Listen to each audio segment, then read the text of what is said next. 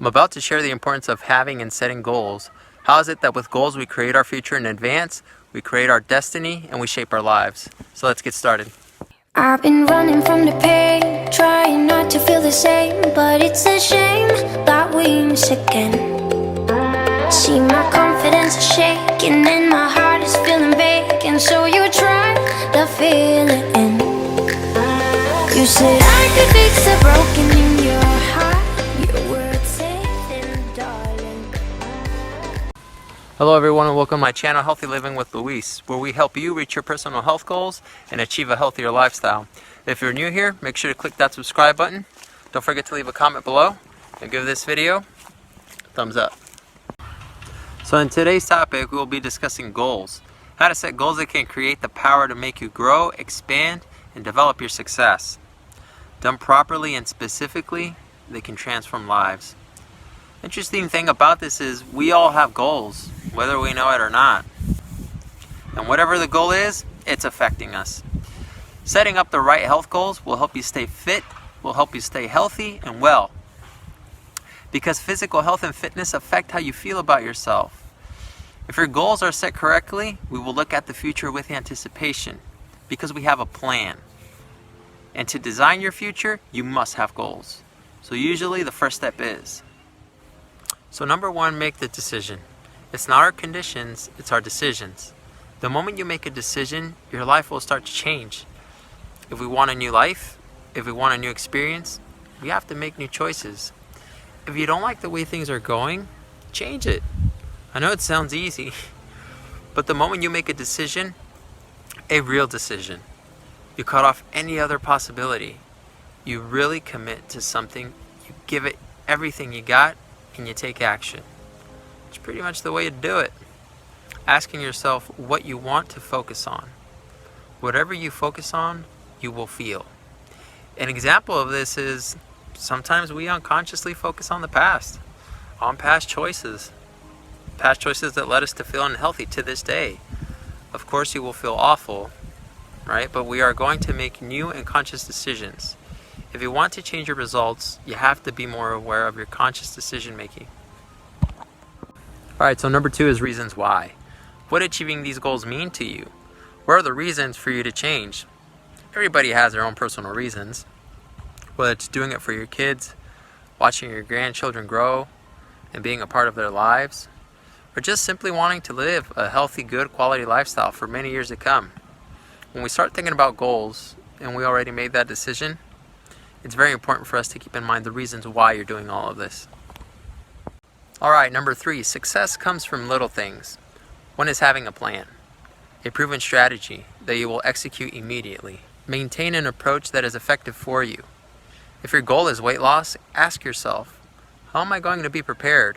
What am I going to do different this time? How am I going to make this approach a long-lasting lifestyle change?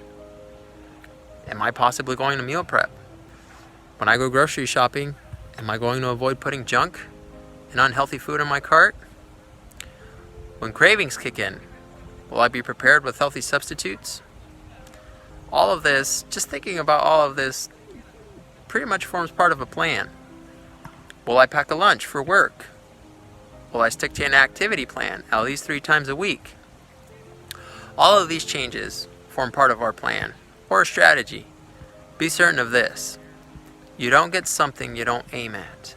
I believe it's useful to divide goals into long-term and short-term goals. Long-term goals, that's our dreams, our vision of the future. It is so important to look forward to our dreams and really visualize yourself accomplishing that long-term goal. If I achieve this long-term goal, what would the benefits be? What kind of impact would achieving that long-term goal have on my health and my family? So have that vision of the future. Next is short-term goals. Now, this one's designed to boost your confidence and let us know that we are very capable of achieving any kind of goal.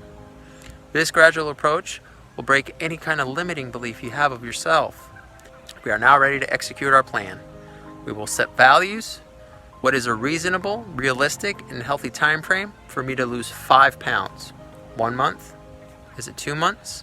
Remember, the short-term goal is not designed for big leaps. How are we going to know if our plan is being effective? or if we're even getting somewhere. By doing number 4, whatever you want to make better, you make sure you measure it more often. So the only way to know that we are on track, or we need to adjust our plan accordingly, is by measuring your progress. This is a must.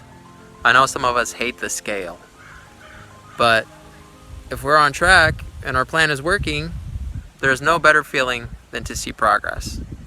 So it's not just the scale that we can use as a measuring tool. It really depends on your goal.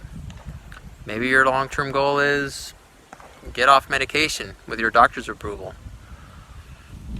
Maybe you're a diabetic and you're testing your blood sugars twice a week, twice a day, to track your progress. Or you're comparing your A1C numbers from the last 6 months, right? Or if you want a healthy waistline, you can measure your progress by measuring your waist. As simple as it sounds, but all of these are methods of measuring, and it really depends on the specific health goal that you wish to accomplish. Alright, number 5 is take massive action. We will only get results by taking action and being part of daily healthy rituals. Don't overplan things. Don't overanalyze.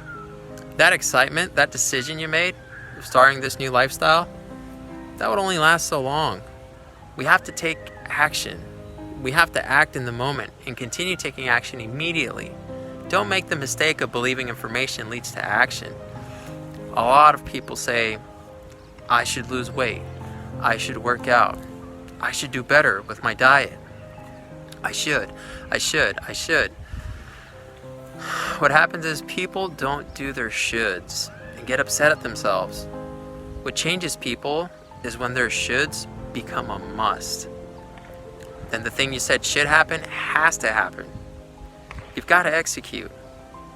If you have an unexpected window at work, 15 to 20 minutes, whatever the time is, don't waste it on your phone. Go outside, go on a walk. Don't say to yourself, oh boy, I still have to exercise as soon as I get home, and I'm just not feeling it today. Break through that mentality. It's not going to get us anywhere. And just put your active shoes on and step outside the door. Before you know it, you won't go just around the block just once. You go 2-3 times around the block once you get going. Remember, turn your shoulds into a must. And finally, the number 1 thing that will change your life. Number 6, raise your standards. We all get what we tolerate in ourselves and in other people. But when you no longer are willing to tolerate something, that's when your life changes.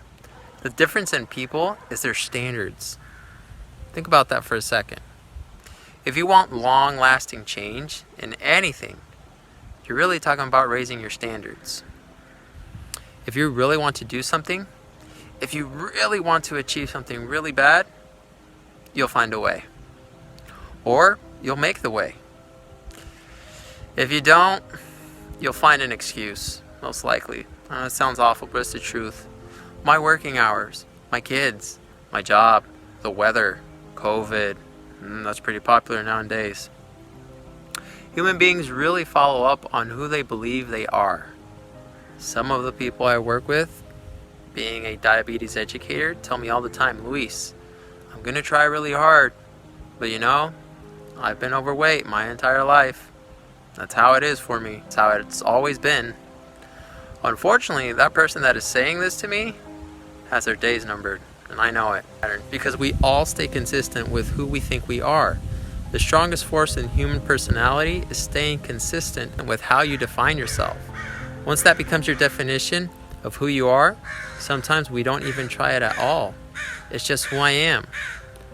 And it's how it is. So when we talk about standards, when we talk about shoulds or musts, think about your own life. There had to be a moment in your life where you decided to change. When you decided to change the standard and everything just shifted. We live by who we believe we are. A clear example of this is our physical bodies. Your body today is an absolute reflection of only one thing. It's not our goals, not your desires, but your standards. The identity you have of yourself or for yourself. Let me know what are your obstacles or barriers keeping you from changing your standards. Leave a comment below. If you enjoyed this video and you're not already subscribed to my channel, just click that red subscribe button below so that you don't miss my next video. Thank you so much for watching. I hope you're having an amazing day. Until next time.